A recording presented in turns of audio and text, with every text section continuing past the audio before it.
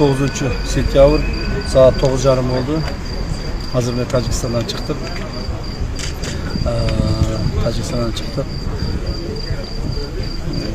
Tacikistan'dan bizim 4 jokerimizle Barankada turgan jokerimizni alıp çıktık. Jokerlerimizin densoğluğu жақсы. Birösünün gana bütünde biraz jarakatı var ekan. Kalganı bari жақсы. Buyursa hazır больницага алып бардык. Балдарды bir sefer karap, tekşerip bugün keçinde erteң ошол туугандарына өткүзүп беребиз. Андан сырткары биз ал жерде комиссия менен биргеликте Тажикстан тарапы менен протоколго кол койдук.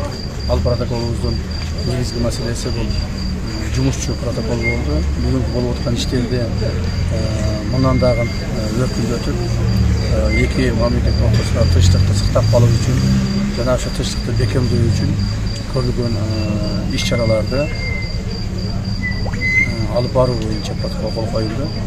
Официалдуу түрдө. Биз тараптан, Кыргыз тараптан мен кол койдум.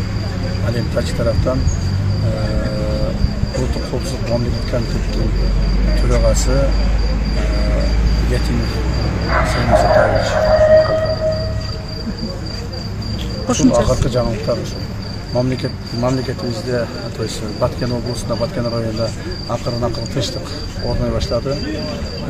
Бүгүнкү азыркы акыркы жолугушуудан кийин биз дагы бир нече кадам ошо тынчтык жака кадам таштадык. Бир аз болсо дагы